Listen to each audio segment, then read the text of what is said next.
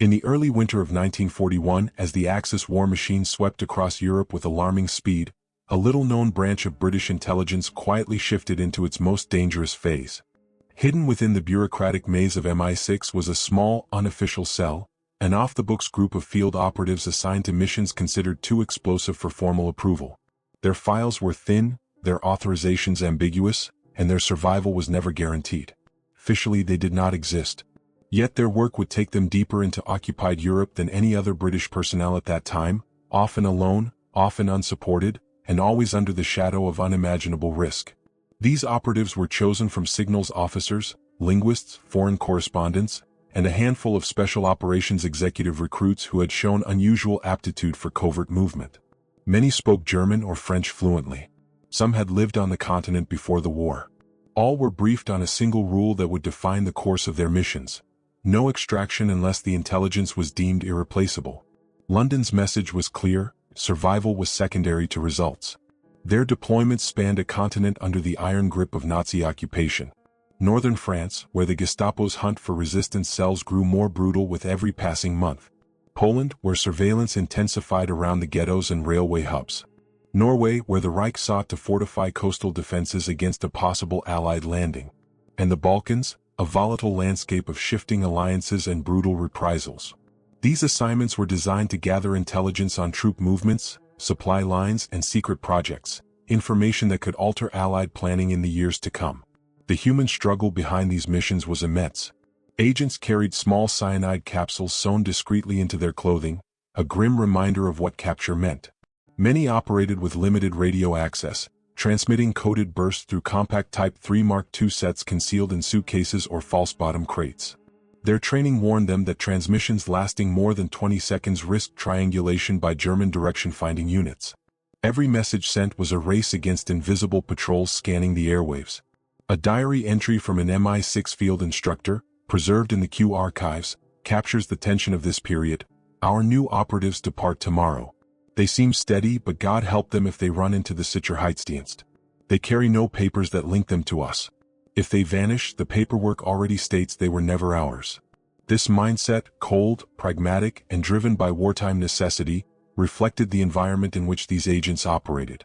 By late 1941, the intelligence community in London began receiving scattered broadcasts from deep inside occupied zones. Short, encrypted messages referencing troop concentrations outside Lille. Rail movements in the general government. Rumors of new radar installations along the fjords of Norway. Each message arrived shrouded in static, and often without names attached. MI6 Section D filed them under a new category: unattributed field intelligence. Internally, however, they were understood to come from the Forbidden Five, a nickname whispered among handlers who knew the missions were unsanctioned at the highest levels. Yet as the intelligence flowed back to Britain, so too did unsettling questions. Some transmissions stopped abruptly. Others grew increasingly fragmented, as though sent under duress. Commanders in London debated whether the rising silence reflected radio malfunctions, local crackdowns, or something far worse. Records show that by early 1942, internal memoranda expressed concern about operatives overdue for contact, though no retrieval teams were authorized. The risks were deemed too high, and the agents' unofficial status meant their disappearance could not trigger diplomatic or military intervention. Even today, historians examining wartime communication logs are struck by how quickly these individuals faded from the record. Their pseudonyms appear only sporadically, often in files marked restricted or destroy after reading. Several mission reports reference field observations with no listed author. Others contain redacted passages that hint at intelligence considered politically sensitive, even decades later. What remains is a patchwork of fragments, enough to reconstruct their paths into Europe, but not the full story of what happened to them there. Their legacy, however, extends beyond the thin lines of archival evidence. Modern intelligence officers often cite these early operatives as precursors to today's deep cover specialists, agents who rely on minimal support, extensive local knowledge, and a willingness to operate in the shadows. Their missions demonstrated that behind every major military campaign lies a network of unseen individuals gathering critical information, often at the cost of their own safety. As the war escalated and resistance networks across Europe faced relentless pressure, the risks increased dramatically. For at least one of these agents, The silence that followed would mark the beginning of a mystery that persists to this day. The first disappearance occurred in northern France, an operation so sensitive that even within MI6, few knew its true objective. And it is there, in the grey streets near Lille, under the watchful eyes of patrolling Gestapo units, that the story of the first missing agent begins. By the spring of 1942, northern France had become one of the most heavily monitored regions in occupied Europe. Gestapo detachments expanded their presence in Lille, Arras, and Roubaix, determined to extinguish the rapidly growing French resistance. Amid this pressure, an MI6 operation, codenamed Seafire, was launched with a singular objective: extract key resistance coordinators before German intelligence dismantled the network entirely. It was a mission so delicate that even the Special Operations Executive was kept at arm's length. And at the center of it stood an MI6 operative known to his handlers as Agent Arthur Hale. Hale had been a foreign correspondent in Paris before the war, fluent in French and deeply connected within political circles. When France fell, he escaped through Spain with a list of contacts that MI6 considered invaluable. Those names became the backbone of several resistance cells operating around Lille and Dunkirk, cells that were now at immediate risk. Intelligence from intercepted German communications warned of impending arrests. The resistance needed to be relocated, their leaders extracted, or their structure would collapse, taking with it months of clandestine planning. The struggle Hale faced inside France was immense. Traveling under the alias Marcel Duret, he carried forged papers crafted in London and a compact radio set that had to be assembled from 3 separate pieces hidden in different parts of his clothing. He moved constantly, rarely sleeping in the same location twice. German patrols had begun stopping civilians at random, checking documents against updated lists. The slightest hesitation, a mispronounced word, or a missing stamp could end his mission and his life.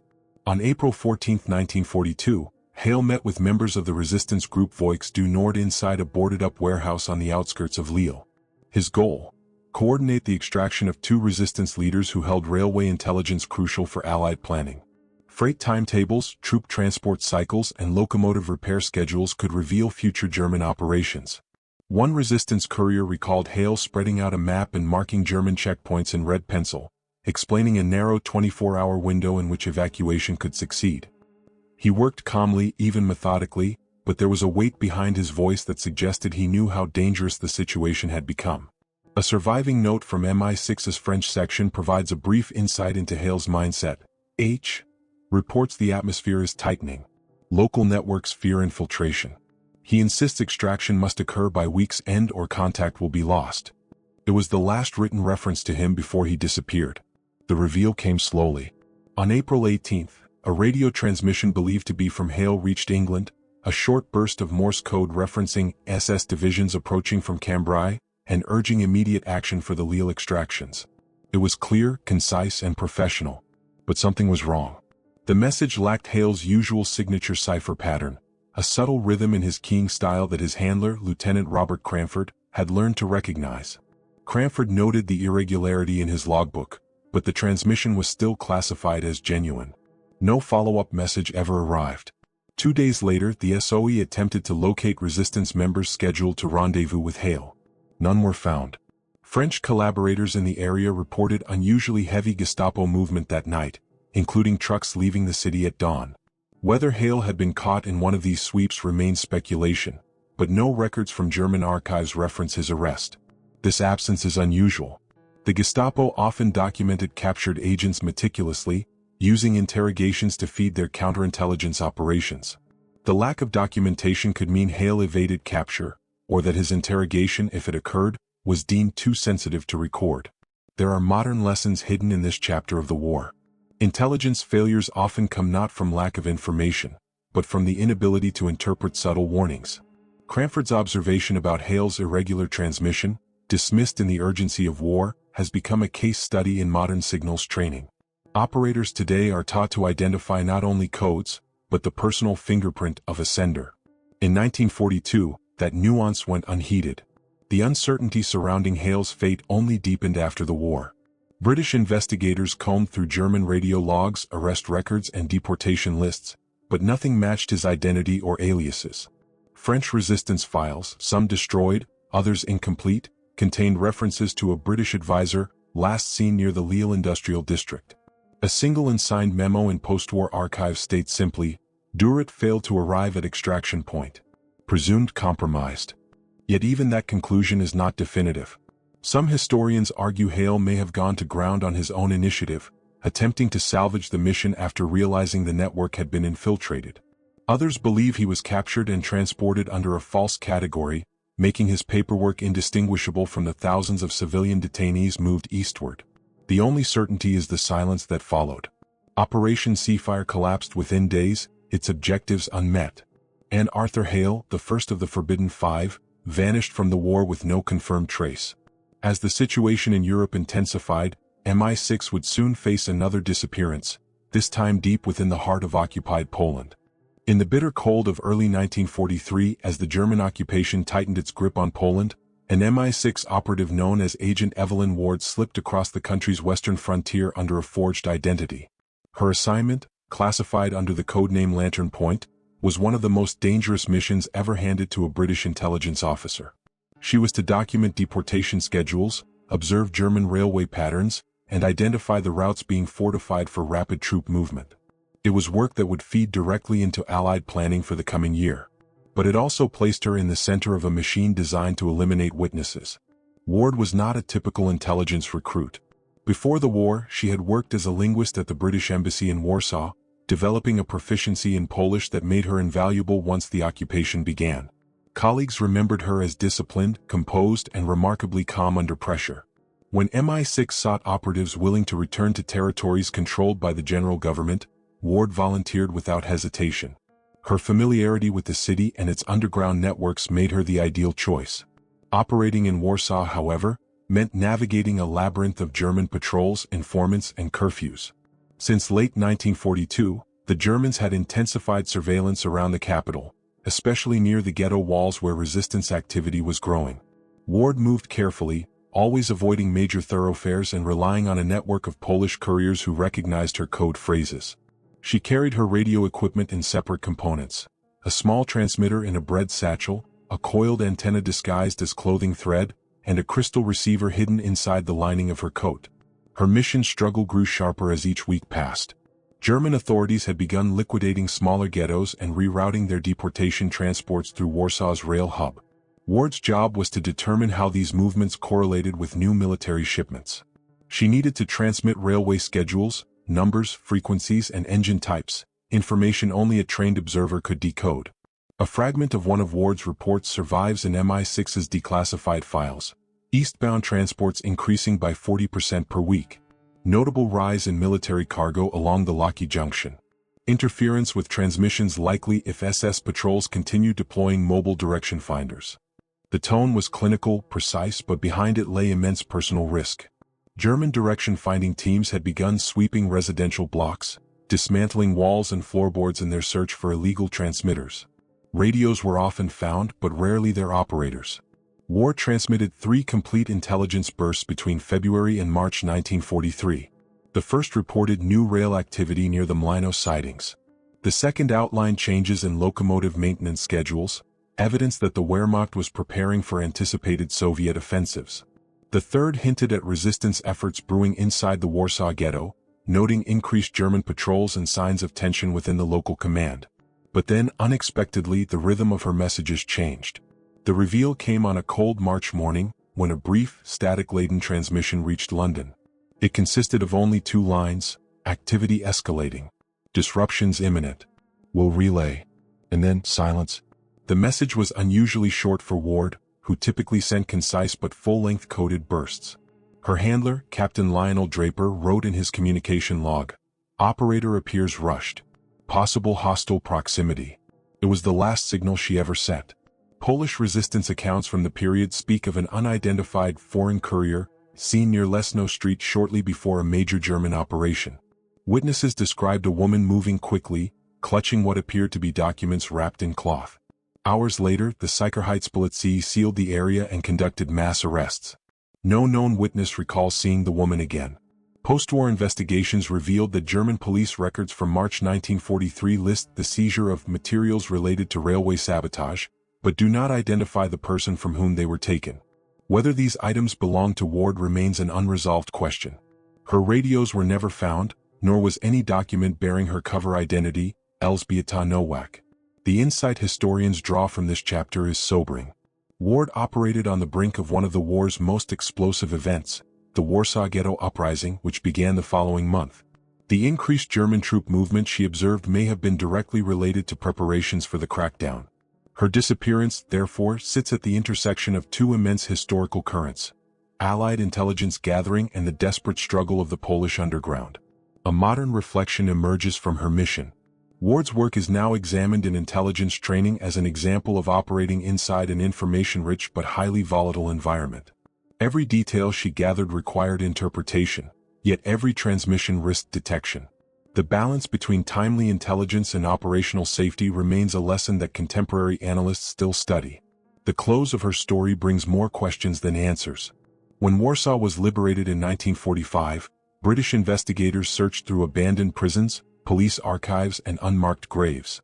None yielded a trace of Agent Evelyn Ward. Her name appears in MI6's missing personnel list with a simple notation: presumed lost during German counterinsurgency measures, Warsaw. But her mission had already set a precedent for the Forbidden Five, agents operating unacknowledged, unseen, and often untraceable.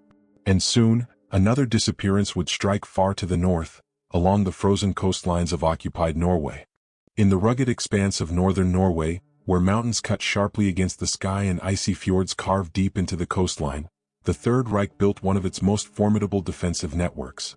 By mid-1943, this frigid frontier was critical to German strategy. It protected the sea routes supplying their forces on the Eastern Front and served as a barrier against a feared Allied landing. Hidden along the coast were radar stations, anti-aircraft batteries, and early warning systems designed to detect incoming aircraft long before they reached their targets. And it was here, among these fortified outposts, that MI6 launched Operation Silver Rune. The mission called for an operative capable of blending reconnaissance skills with mountaineering experience. That operative was Agent Colin Drake, a quiet, reserved former Royal Navy petty officer who had spent years sailing Arctic waters. Drake was no stranger to treacherous conditions. He had survived storms off Iceland, sabotage missions in Denmark, and several encounters with German patrol craft. His superior, Commander Edwin Collingwood, wrote in a pre-deployment memo, "Drake possesses an unusual calm. The men trust him around ice as they trust their own footing." But Operation Silver Rune was unlike anything he had undertaken before. His objective was to infiltrate the island-dotted coastline near Narvik, locate a German radar installation believed to be monitoring Allied air routes, and document its capabilities. Intelligence suggested the station housed experimental Würzburg-Reese components, large dish-shaped radar arrays that could dramatically extend German detection range. If true, Allied bombers targeting Norwegian ports would be vulnerable long before reaching their objectives. The struggle began before Drake ever set foot on land. On the night of October 9, 1943, the Royal Navy submarine HMS Untamed surfaced off the coast under a sky thick with wind-driven snow. The sea churned violently, forcing the crew to lash themselves to the deck as they inflated the small collapsible dinghy intended to carry Drake ashore. The navigator recorded, visibility less than 50 yards. Winds at force 7. Landing inadvisable but mission deemed time critical. Drake insisted on proceeding. He strapped on a pack containing rations, waterproof notebooks, a small camera with a silent shutter, and the core of his radio transmission kit.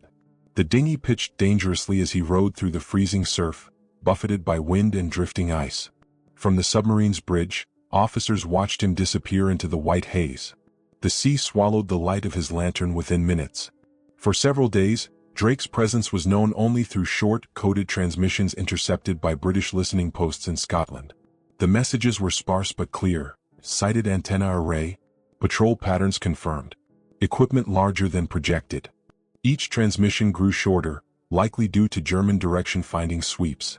The coastline was crawling with Gebirgsjäger units trained to move quickly across difficult terrain.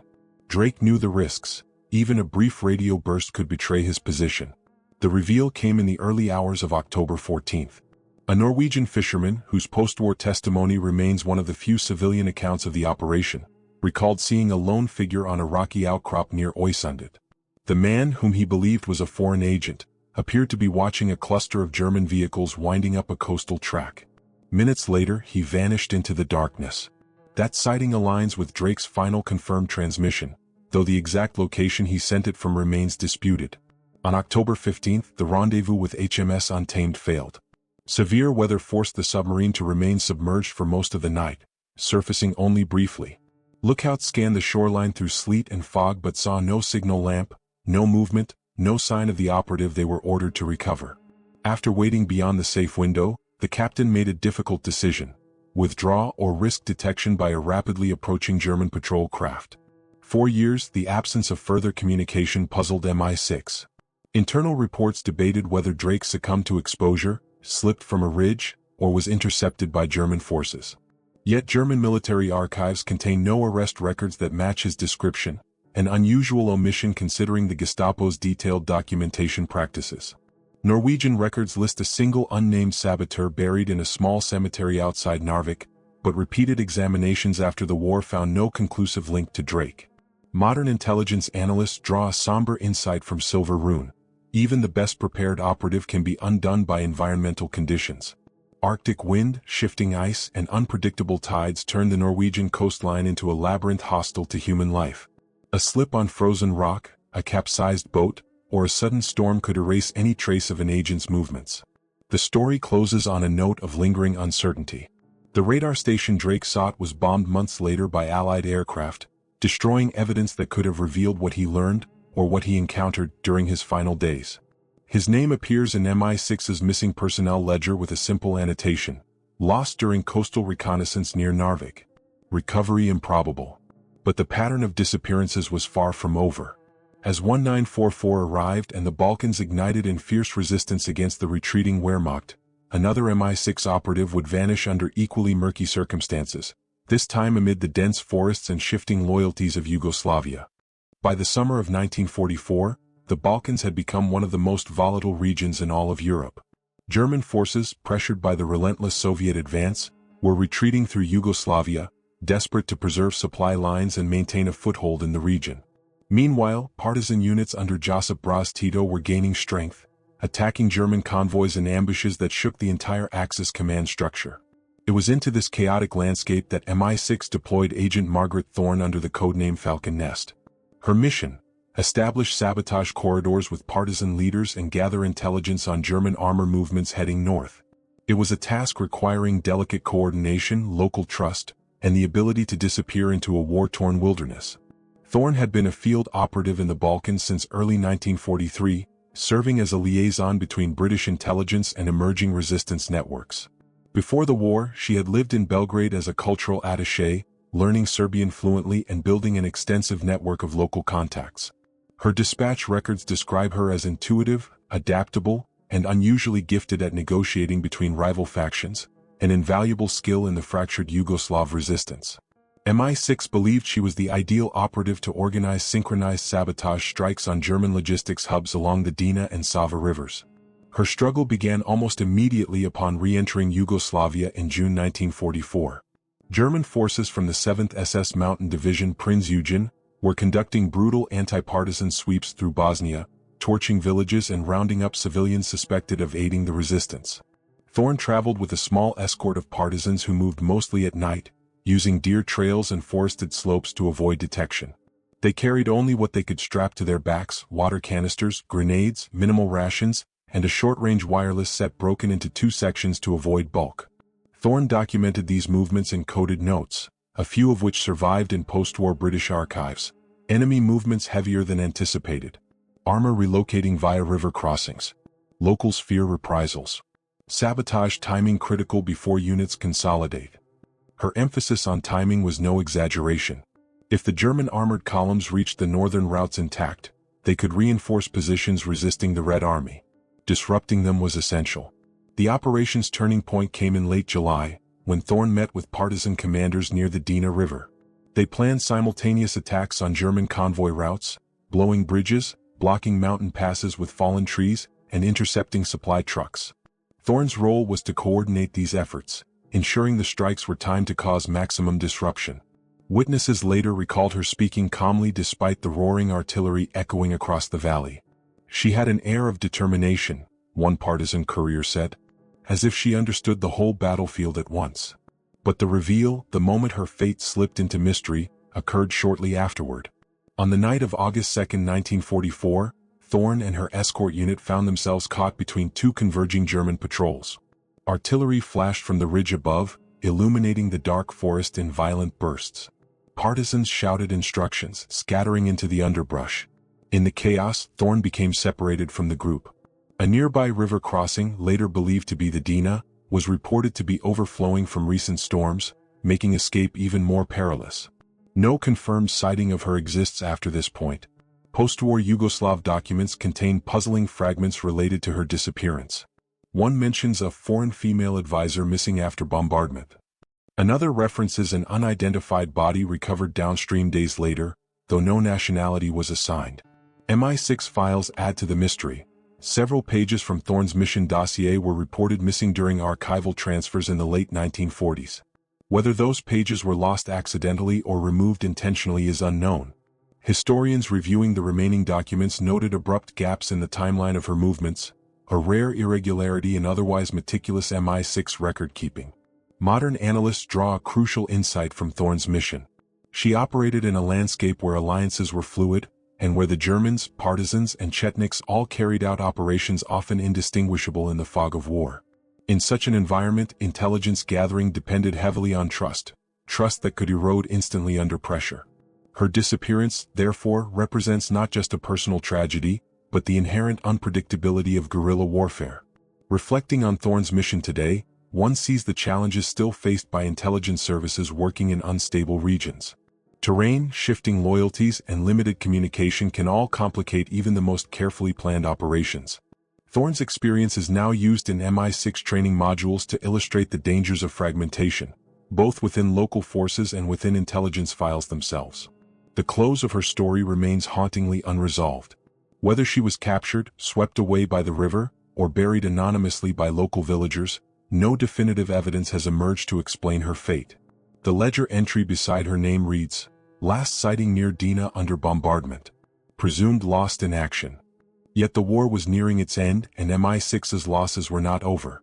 As Allied forces closed in on Germany's last strongholds, another operative, Samuel Kerr, vanished during a mission at the very edge of the collapsing Reich.